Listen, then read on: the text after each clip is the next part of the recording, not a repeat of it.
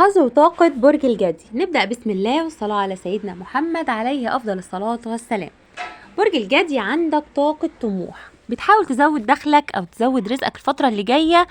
دي مش طاقة طمع، بس انت فعلا عندك طموح عالي جدا، بتحاول تسعى لحاجة معينة أو لحاجة جديدة تزود بيها دخلك، وعندك طاقة مال بتسعى ليها كبيرة جدا يا برج الجدي. عندك فكرة بتخطط ليها وإن شاء الله هتوصل لها يا برج الجدي. الفكرة دي شيء من الطموح او من عايز تزود بيها دخلك، وان شاء الله هتوصل للفكرة دي وهتحققها الفترة اللي جاية بإذن الله، والله أعلى وأعلم. برج الجدي من الأبراج الطموحة جدا والمحظوظة. سنة 2024 أول السنة أو النص الأولاني من السنة ما كانش أحسن حاجة بالنسبة لهم، لكن عندهم حظوظ عالية جدا. الكواكب بتدعمهم بشكل كبير في النص الثاني من 2024. عندك طاقة تغيير الفترة اللي جاية يا برج الجدي، بتغير طريقة تعاملك مع حد معين بتخطط ليهم، وعندك ظهور كبير جدا. بتفكر بطريقة استثنائية الفترة اللي جاية وبذكاء عشان توصل لمكسب معين من أشخاص معينة. انت عارف ان الناس دي الطريقة الدغري مثلا ما بتجيبش نتيجة معاهم، فانت بتتحايل عليهم وبتستخدم اللف والدوران علشان توصل لهدفك.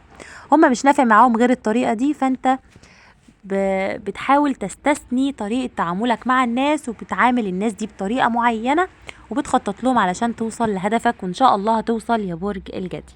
في طاقة أمان بينك وبين شخص معين في العمل رغم شكوكك في أول العلاقة، لكن بعد كده أنت بتديله الأمان بعد ما بتتأكد وبتديله ثقتك يا برج الجدي. أنت بتديش ثقتك لحد بسهولة، لكن الشخص ده أبدى سلامة نيته وتأكدت منها، علشان كده بقى في بينك وبينه أمان مطلق، وإن شاء الله العلاقة دي موفقة وبينكم وبين بعض توافق كبير جدا. برج الجدي عندك رجوع لحبيب قديم، انت بتوصل علاقة بينك وبينه كانت مقطوعة بقالها فترة، وبتحاول تفتح الأبواب مرة تانية للتواصل بينك وبين الحبيب ده، وإن شاء الله على خير بإذن الله يا برج الجدي. انت داخل على منافسة وتقييم وانت قدها وقدود يا برج الجدي. هتقدر تعدي الفترة دي بنجاح كبير جدا، الأنظار كلها حواليك وعندك نجاحات كبيرة جدا الفترة اللي جاية. عندك طاقة حسد، خلي بالك يا برج الجدي. انت برج كتوم، ما بتحكيش أسرارك لحد بسهولة وده شيء كويس بيحفظك.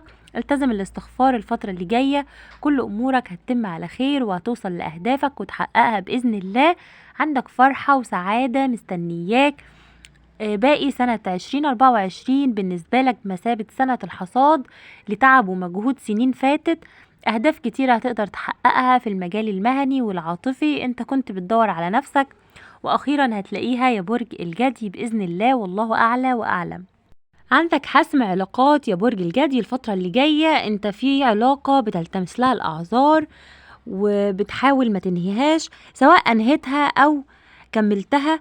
لكن القرار اللي انت هتاخده هيديلك قوة بعد كده. انت بتبعد عن التلاعب والمتلاعبين والمستغلين، وعندك قرار قوي جدا هتاخده الفترة اللي جاية بسبب تعبك النفسي. انت تعبت نفسيا كتير جدا بسبب العلاقة دي وقررت تحسمها، وان شاء الله قرارك صائب حتى لو حسيت بندم بعده او بزعل، لكن بعد كده هيديلك قوة وهتسعد بيه جدا يا برج الجدي.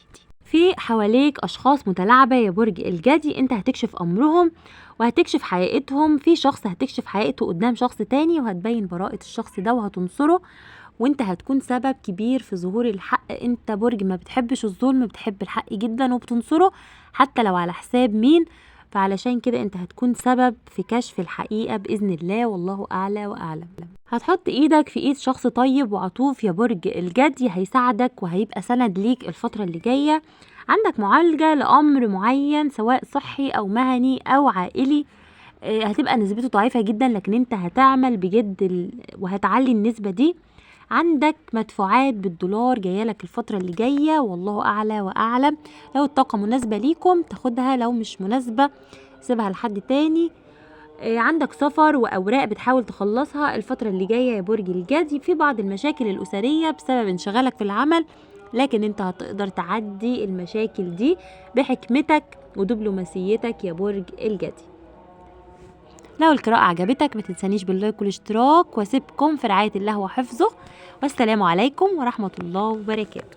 ما تنساش تصلي على النبي في الكومنتات يا برج الجدي، واللايك ما تنساهوش فضلا وليس أمرا.